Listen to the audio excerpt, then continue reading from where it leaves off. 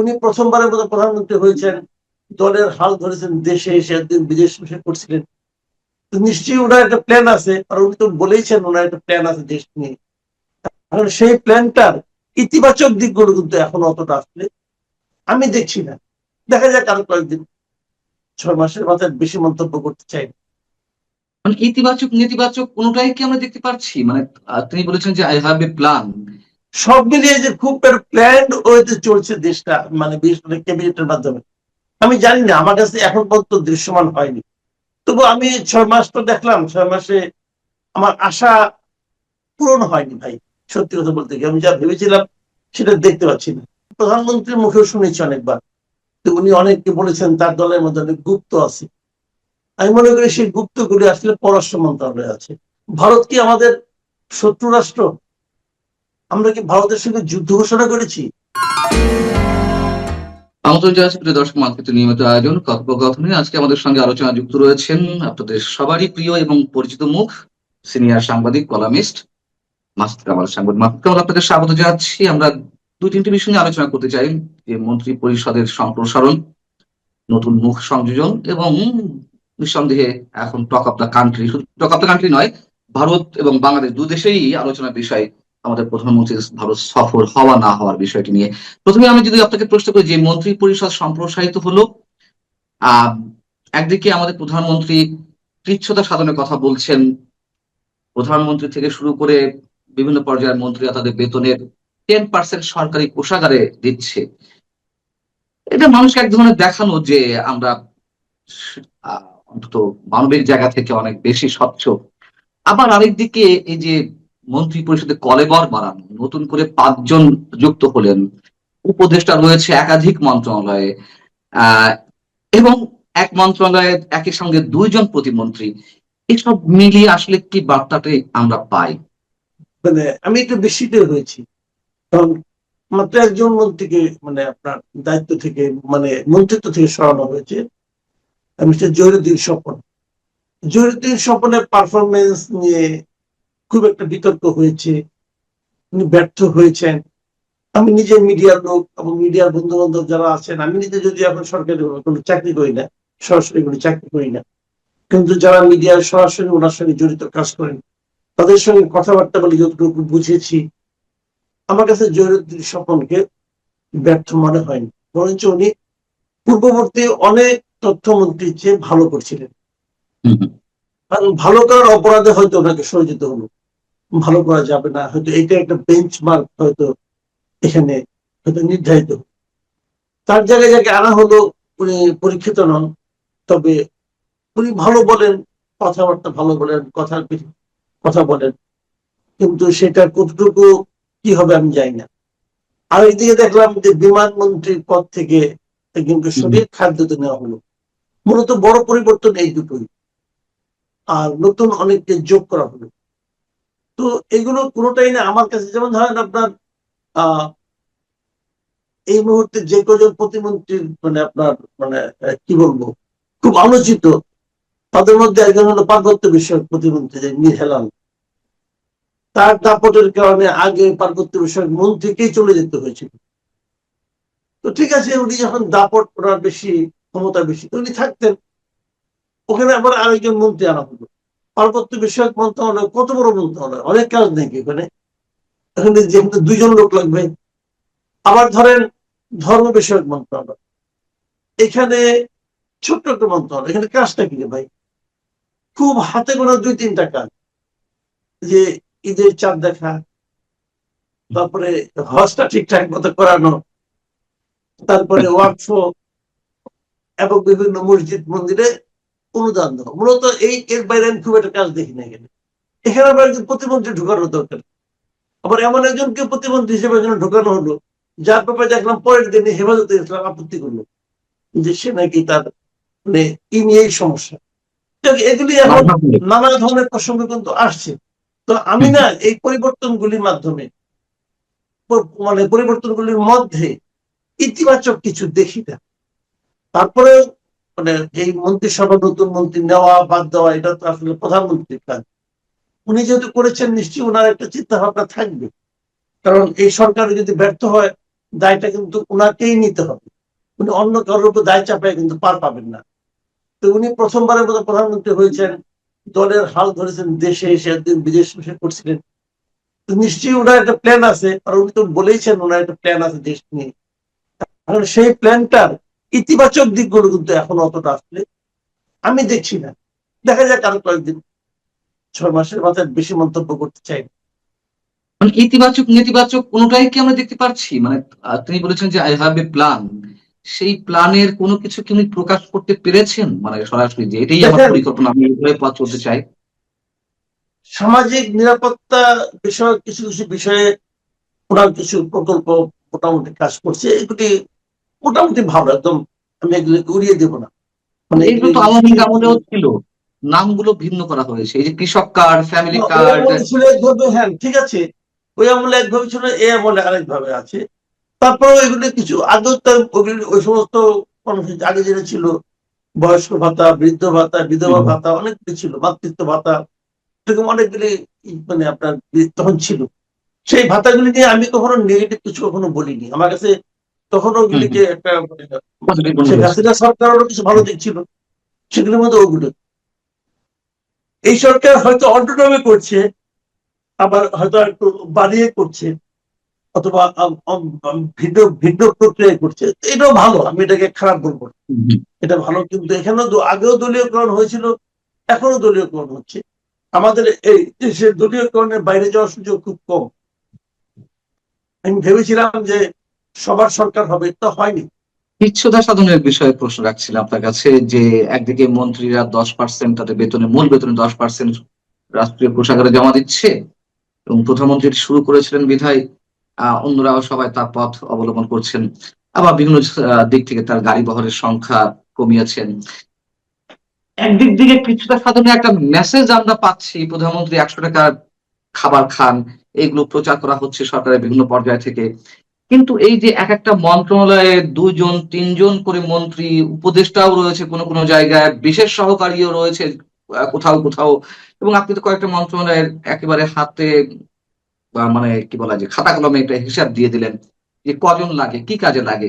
তো এই যে এক একটা মন্ত্রণালয়ে 3 জন করে মন্ত্রী, হয়তো কোনো কোনো জায়গায় 2 জন আছে, আবার কোথাও কোথাও যে আহ উপদেষ্টা রয়েছেন, একই মন্ত্রণালয়ে আবার বিশেষ সহকারী রয়েছেন প্রতিমন্ত্রী পদমর্যাদার।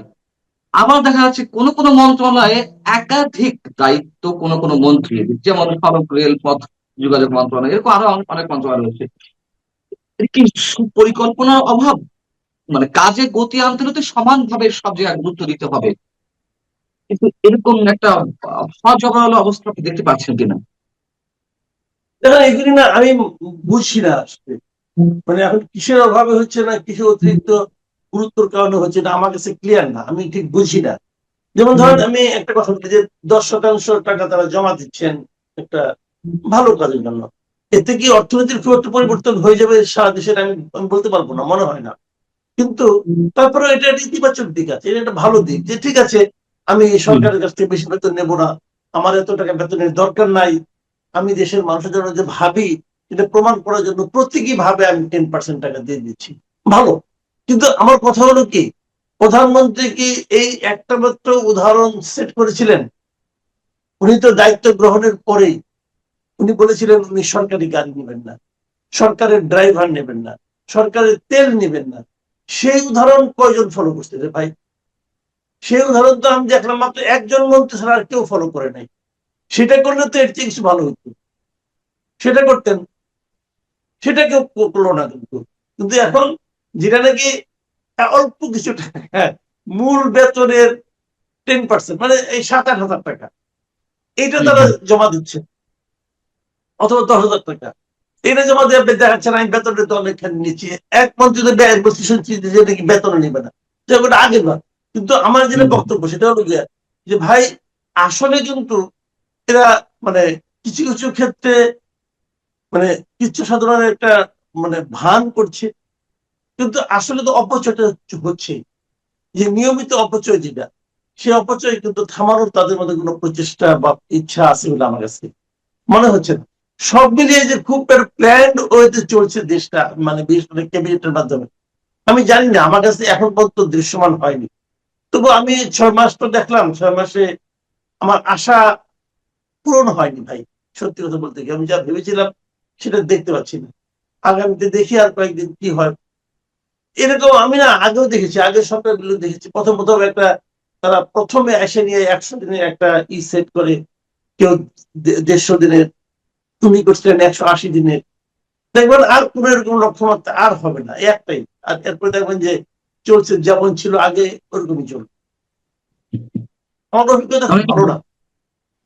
জি, একটু ভারত প্রসঙ্গে আলোচনা করতে চাই, যেহেতু এটি এখন একেবারে সব শ্রেণী পেশা মানুষের মধ্যে আলোচনার বিষয় দুই দেশ জুড়েই। আহ যতদূর জেনেছি যে ভারতের এক ধরনের প্রস্তুতি ছিল, আমাদের প্রধানমন্ত্রী 23 তারিখে যাবেন, 23, 24, 25 এই 3 দিন সফরে থাকবেন, এবং সেই জায়গা থেকে ভারতের পূর্ণ প্রস্তুতি নেওয়া হচ্ছিল। এবং এটি তো ইন্ডিয়ান এক্সপ্রেস থেকে শুরু করে রয়টার্স সহ আরো বিভিন্ন জায়গায় এলো যে ভারতের রাষ্ট্রপতি ভবনের যে নিয়মিত প্রহরী দলের সদস্যদের যেই রদবদল প্রতি শনিবার হয়ে থাকে সেটি স্থগিত করে আমাদের প্রধানমন্ত্রী যে সেখানে যাবেন তাকে সংবর্ধনা দেওয়ার উদ্দেশ্যে প্রেসিডেন্ট রেজিমেন্ট গার্ডের যে সদস্যরা এবং সামরিক বাহিনীর সদস্যদের সমন্বয়ে যে আহ, একটা কুচকাওয়াজ বা একটা সংবর্ধনা, তার চূড়ান্ত মহড়ার জন্য শনিবারের আহ তাদের নিয়মিত যে রদবদল প্রহরীদের সেটি স্থগিত করা হয়েছিল। পরবর্তী যদিও সেটি প্রত্যাহার করে নেওয়া হয়েছে, এবং অনেকে বলছেন যে এটির মধ্যে প্রমাণ হয় যে ব্যাকডোরে বা ডিপ্লোম্যাটিক চ্যানেলে, দুই দেশের ডিপ্লোম্যাটিক চ্যানেলে কথাবার্তা এগিয়ে যাচ্ছিল। যতই আমাদের এখান থেকে প্রকাশ্যে বলা হচ্ছিল না কেন যে আমাদের প্রধানমন্ত্রী এ না হলে যাবে না, সে না হলে যাবে না, শর্ত জুড়ে যাওয়া হচ্ছিল, কিন্তু এটি মোটামুটি পরিষ্কার যে আমার কাছে মনে হয় অন্তত যে ডিপ্লোম্যাটিক চ্যানেলে একটা যোগাযোগ চলছিল।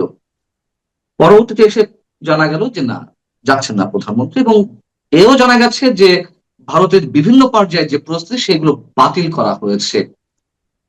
আপনার কি মনে হয় সবকিছু মিলিয়ে আমাদের প্রধানমন্ত্রীর না যাওয়াটা এই মুহূর্তে কূটনৈতিক জায়গা থেকে সঠিক সিদ্ধান্ত?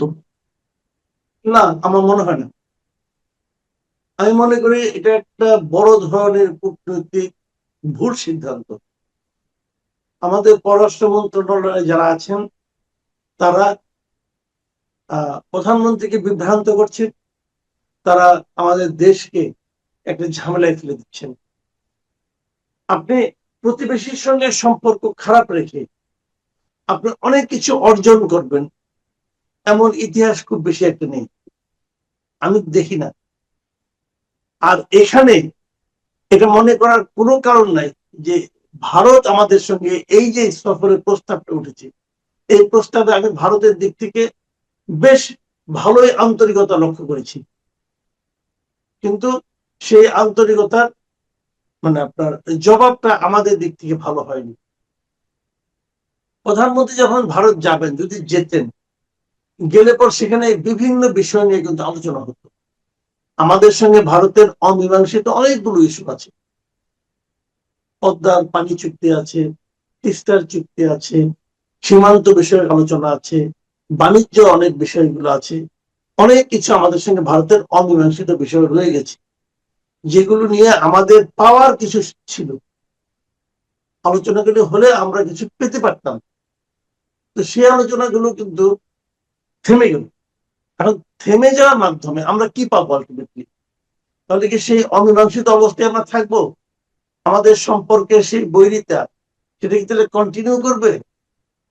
এবং সেই বৈরিতা করে এদেশের কিছু রাজনৈতিক কিছু দলের লাভ হতে পারে, এদেশের মানুষের কোনো লাভ নাই। এবং সেই রাজনৈতিক দলগুলোর মধ্যে কিন্তু বিএনপি নাই। বিএনপি ওই রাজনীতি করে বলে আমার কাছে মনে হয়, যেহেতু আওয়ামী লীগের অনুপস্থিতিতে বিএনপি ওই রাজনীতি কিন্তু করে বলে আমার কাছে মনে হয় না। বরঞ্চ ওই রাজনীতিটা যারা করছে তাদের জন্য বিএনপি আসলে কাজটা করবো, তাদের সুবিধা করে দিব। এবং আমি তো মনে করি, আমি প্রধানমন্ত্রীর মুখেও শুনেছি অনেকবার, তো উনি অনেককে বলেছেন তার দলের মধ্যে অনেক গুপ্ত আছে। আমি মনে করি সেই গুপ্তগুলি আসলে পররাষ্ট্র মন্ত্রণালয়ে আছে।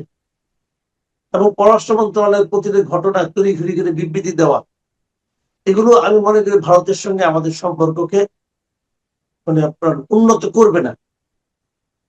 ভারত কি আমাদের শত্রু রাষ্ট্র? আমরা কি ভারতের সঙ্গে যুদ্ধ ঘোষণা করেছি? না হলে এক শেখ হাসিনাকে ফেরত পাঠানো, অথবা উসমান হাদির সন্দেহভাজন হত্যাকারী, উনি তো হত্যাকারী এখনো প্রমাণিত না, সন্দেহ করা হচ্ছে, তাকে ফেরত পাঠানো না পাঠানোর উপর আমাদের প্রধানমন্ত্রীর সফর নির্ভর করবে। এটা অগ্রহণযোগ্য, এটা আমি কোনোভাবেই মানতে পারি না। কারণ প্রধানমন্ত্রীর সফরের সঙ্গে আমাদের সাধারণ মানুষের পুরো জাতির স্বার্থ জড়িত। হাদির হত্যাকারীকে আনলে আমার জাতির কি লাভ হবে? এই হাদির হত্যাকারীকে অথবা শেখ হাসিনাকে ফেরত আনা কঠিন, জাস্ট কঠিন। কঠিন এই কারণে, আপনি আমাকে একটা কথা বলেন তো, আমাদের সঙ্গে ভারতের একটা বন্দি বিনিময় চুক্তি আছে। শেখ হাসিনা কি মানে আমাদের কোনো বন্দি, আমাদের কোনো অপরাধী ওখান থেকে আমরা নিয়ে আসবো? শেখ হাসিনা ওখানে গেল কিভাবে?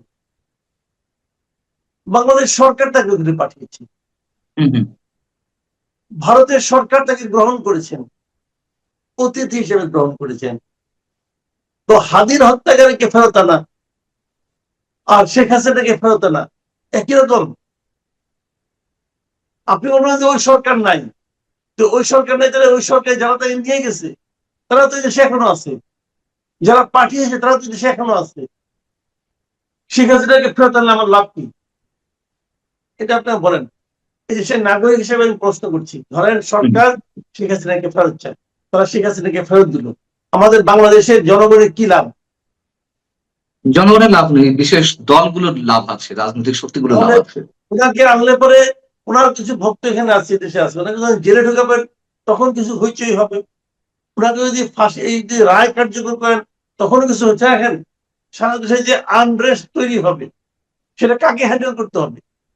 জামাতকে না, কিন্তু গভর্নমেন্টকে। এবং এইটা গভর্নমেন্টের এই যে আনরেস্ট হ্যান্ডেল করার, তখন দেখা যাবে এটা নিয়ে আবার জামাত বলতেছে গভর্নমেন্ট পারতেছে না। লাভটা হবে কার? জামাত এনসিপির। এই জামাত এনসিপির এই ফাঁদে সরকার হেসে খেলে সিদ্ধান্ত নিয়ে এই ফাঁদে তারা পা দিয়েছে। তাহলে তার আসার পথটি সহজ করা হচ্ছে না কেন? সরকারের পক্ষ থেকে তো এখনো কেউ বলেনি যে হ্যাঁ, তার ট্রাভেল পাসের ব্যবস্থা আমরা করছি, তার জন্য সব ধরনের আয়োজন আমরা করছি, মানে তাকে ফিরিয়ে আনার, বা তিনি নিজে থেকে ফিরে আসতে চেয়েছেন, তাকে নিয়ে এসে কারাগারে দেওয়া হবে, ফাঁসি দেওয়া হবে, সব ঠিক আছে, কিন্তু সেই প্রক্রিয়াগুলো তো সরকার অবলম্বন করার ঘোষণা এখনো পর্যন্ত দেয়নি। তাহলে এটিও তো স্রেফ রাজনৈতিক নাটক। একদিকে ভারতের কাছ থেকে ফেরত চাইছে প্রত্যর্পণ চুক্তির আওতায়, যদিও তিনি সেই চুক্তির আওতায় পড়েন না, তারপরও চাচ্ছে। আবার ওদিকে শেখ হাসিনা নিজে ফিরে আসতে চাইছে, সেটিকে আবার অ্যাভয়েড করছে। তাহলে এটাও কি নাটক কিনা? হতে পারে তারা হয়তো বলছে না ডিসেম্বর না, আমরা সেপ্টেম্বরের মধ্যে ঝুলাবো, হয়তো এরকম ভাবতেছি। সম্ভব? প্রত্যর্পণ হ্যাঁ, চুক্তির আওতায় আনতে গেলে আরো আরো সময় বেশি লাগবে, খুব স্বাভাবিক। মিনিমাম 2 থেকে 3 বছর মিনিমাম। তারা হয়তো আমাদের পররাষ্ট্র মন্ত্রণালয় ভাবতেছে যে প্লেনে করে পাঠাইছি, তারা একটা প্লেনে করে আমাদের এখানে ফেরত দিয়ে দিবে, ওইভাবে একভাবে আমরা যেটাকে অভ্যর্থনা জানাবো, এরকম ভাবতেছে কিনা আমি জানি না, বলতে পারবো না ভাই। ভাই এখানে ছেলে মানুষই আছে, জেদাজিদি আছে, এবং এই জেদাজিদির ফল আমাদের জন্য খুব ভালো হবে আমি মনে করি। দেখেন আমাদের মূল সমস্যা কিন্তু ভাই শেখ হাসিনাকে আইনা ফাঁসি ঝোলানো না। আমাদের মূল সমস্যা হলো আমাদের পানি, আমাদের মূল সমস্যা হলো আমাদের বাণিজ্য এবং আমাদের সীমান্ত। এই জায়গাটুকুকে মানে ওই একটা ছোট ঘটনা, ওই ঘটনাকে আইনা নিয়ে এই সারা দেশের মানুষের যেটাতে সমস্যা হতে পারে, সারা দেশের মানুষের স্বার্থ যেখানে জড়িত, আপনি সেই সমস্যাটাকে ওটার মুখোমুখি দাঁড় করে দেবেন। এটা কোনোভাবেই মানে আপনার বুদ্ধিমান কোনো মানে কি বলবো এটাকে, মানে যারা নাকি এই ধরনের বার্গেইন করে, এই ধরনের কাজের জন্য এটা কোনো বার্গেনিং পয়েন্ট হতে পারে বলে আমি মনে করি না। আমাদের পররাষ্ট্র মন্ত্রণালয় করেছে, তাদের বিশাল অভিজ্ঞতা, হুমায়ুন কবির সাহেব বিশাল অভিজ্ঞ, বিদেশ ছিল অনেকদিন, হয়তো ওনার জ্ঞান এখানে কাজ করছে। খলিল সাহেব আরেক বিদেশি, হয়তো তার স্বার্থ কাজ করেছে, তার চিন্তা কাজ করেছে, কিন্তু ভাই তাদের চিন্তায় আমাদের সাধারণ মানুষ উপকৃত হচ্ছে এটা আমি মনে করি না। বরঞ্চ আমাদের সাধারণ মানুষের আগামীতে ভোগান্তি এটা নিয়ে বাড়বে। আপনি দেখবেন এটার কোনো ইতিবাচক ফল আমাদের মধ্যে আসবে না। দেখেন আপনি বললাম কেন। আমার শেষ কোশ্চেন দুটি একসাথে। একটা হচ্ছে যে আপনার কি মনে হয়, আপনি যেমন বলছেন যে বিএনপির মধ্যে যে গুপ্তরা রয়েছে বা বিশেষ রাজনৈতিক শক্তিগুলোর এক ধরনের ফাঁদে ফেলানোর চেষ্টা বিএনপিকে, শুধুমাত্র এই জায়গায় বিষয়টি সীমাবদ্ধ, নাকি এর সঙ্গে আন্তর্জাতিক কোনো ষড়যন্ত্র রয়েছে? তুরস্ক, পাকিস্তান যেটি রেখার স্পষ্ট আমরা দেখতে পাচ্ছি গত 2024 5ই আগস্ট পর থেকে তাদের একটি প্রভাব বলয়ের সৃষ্টি করা, সাথে যুক্তরাষ্ট্রের বিষয় তো আছেই। এটির সঙ্গে মানে ভারতের সঙ্গে পুরো বিচ্ছিন্ন করে দিয়ে তাদের কোনো খেলা থাকতে পারে কিনা? থাকতে পারে, এটা এটা আপনি উড়াই দিতে পারেন না। বিভিন্ন রাষ্ট্রের এখন সম্পর্ক থাকতে পারে, কিন্তু সেটা ব্যাপার না, তারা চেষ্টা করবে, তারা তাদের মতো করে করবে। আমরা কিন্তু মানে হাসতে হাসতে যে নিয়ে মানে আপনার গরদান ঢুকাই দিচ্ছি, এটা আমার কাছে আমার বুঝি না। আমরা এটা কেন করব? আমি বিশ্বাস করি আমি এটা নিয়ে মানে আমার কোন লজিকই এখানে কাজ করে না, যে আমি ভারতের প্রধানমন্ত্রীর আমন্ত্রণে ভারতের সঙ্গে মানে আমার সবচেয়ে নিকটতম প্রতিবেশী রাষ্ট্রের প্রধানমন্ত্রীর সঙ্গে আলোচনার আমন্ত্রণ পেয়ে সে আমন্ত্রণকে একটা খোড়া অজুহাতে আমি অ্যাভয়েড করতেছি। ভাই, তাও কয়েক আলোচনার দশক। টেবিলে অনেক কিছুই হয়, অনেক সমস্যার সমাধানে কিন্তু আলোচনার টেবিলে হয়, হবে কিন্তু দেখেন আলোচনার পর হবে, ওই সচিব পর্যায়ে হবে, প্রতিমন্ত্রী পর্যায়ে হবে, হওয়ার পরে উপরের দিকে যাবে, ওটা বাস্তবায়ন হইতে হইতে আরো 3 বছর 4 বছর লাগবে, অনেক কিছুই হবে। কিন্তু আপনি তো না করে পারবেন না ভাই। 2 দিন আগে দেখলাম ভারতের বাণিজ্য প্রতিনিধি দল এখানে আসছে, এটা নিয়ে এটা যা ওটা করতেছি। আমরা বিদ্যুতের ঝামেলাদের কাছে যাচ্ছি, তেল চাচ্ছি, পাইপলাইনে তেল দাও, মানে আমাদের মানে ইমার্জেন্সি মোমেন্টে আমরা তোদের কাছ থেকে আনি, এবং আনলে আমাদের লাভ হয়। লাভ হয় না, মনে করেন আপনি তুলা ভারত থেকে আনলে এক ধরনের দাম পড়বে, আর এটা যদি আপনি আমেরিকা থেকে আনেন পরিবহন কষ্ট লাগবে অনেক বেশি, হচ্ছে লাগবে না। তাহলে আমরা যদি শখ করে এগুলি করি করতে পারি, তাহলে অন্য কারো লাভ হতে পারে ভাই, আমার দেশের লাভ হবে না। আপনাকে অনেক অনেক ধন্যবাদ সাংবাদিক মাসুদ কামাল। আমরা চাই যে যারা কথা বলছেন নিরপেক্ষতার জায়গা থেকে এবং দেশের স্বার্থের জায়গা থেকে, তাদের কথাগুলো যেন সরকারের পক্ষ থেকে বিবেচনা করা হয়। অন্তত সরকার প্রধানমন্ত্রী আমাদেরকে যে স্বপ্ন দেখিয়েছেন, যে আশা দেখিয়েছেন, অন্তত সেই জায়গা থেকে এই কথাগুলো বিবেচনা করবেন। ভালো থাকবেন আপনি। দর্শক, আপনারা যারা শুনছিলেন নিশ্চয়ই আপনারা ভালো থাকবেন। আল্লাহ হাফেজ।